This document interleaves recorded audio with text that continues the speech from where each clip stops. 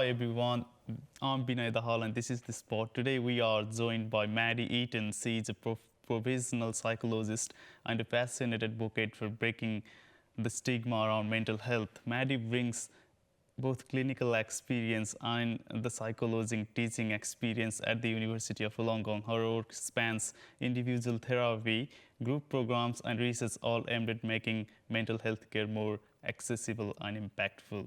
Thanks for joining us, Maddy. Thanks for having me. How are you finding the mental health industry in Australia? Are people getting enough care there? Big question. How am I finding the mental health care system? I think we're seeing some really positive changes.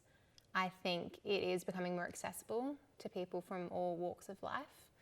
I think the conversations are being had more often these days. I know the setting that I work in is a publicly funded mental health service, and we're seeing so many adults who are presenting to us who have never spoken about mental health before and are now kind of willing to speak about their mental health struggles and get the help they need, which I think is a reflection of us breaking the stigma around mental health.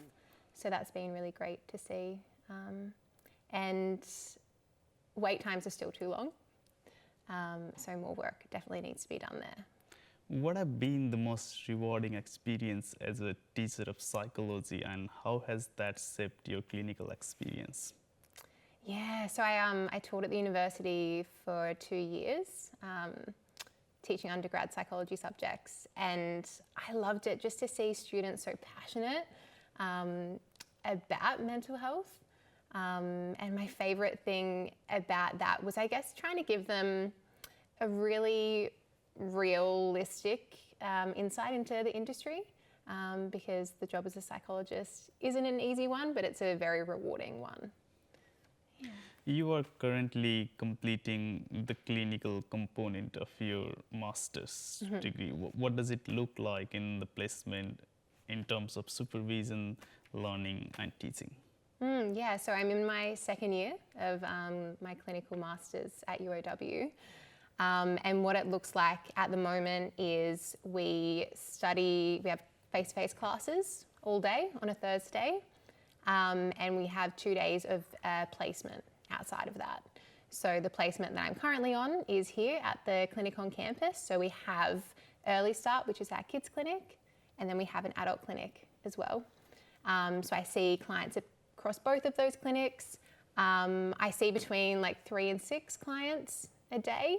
So they're 50-minute sessions, and the work we're doing kind of depends on the client's goals.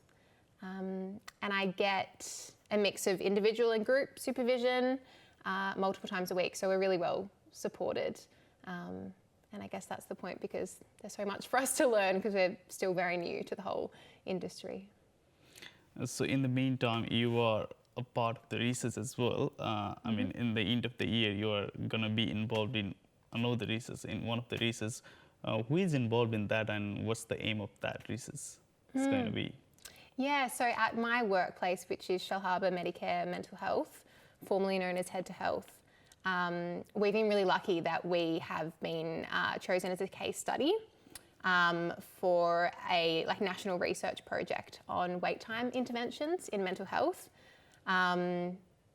because the wait times out there, to access a private psychologist or even community mental health is so long, and they're not likely to get any shorter. So the question arises, well, what can we do? How can we better support people while they are waiting to access the right support?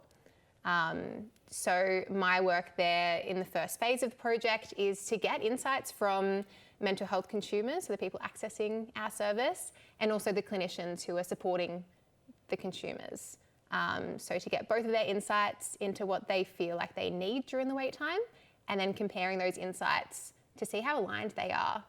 So that's phase 1, and then phase 2 is actually implementing a wait time intervention at our workplace, seeing how that goes, and if all is successful, then the longer term picture is distributing that on a national scale. Have you seen through the research placement any common threats that may be leading to the increasing number of mental health conditions? Interesting.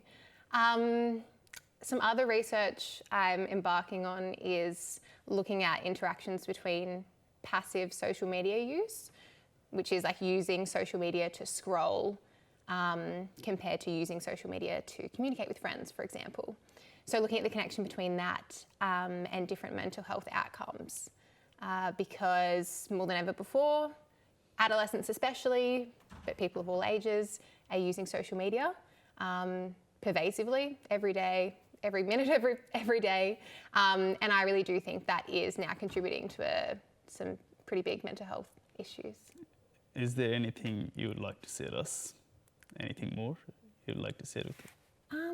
No, I guess just thank you for having me. And I think we're seeing some really amazing work in the mental health space. And it's important to keep having those conversations so we can keep breaking down the stigma. Thanks for letting us put you on the spot today.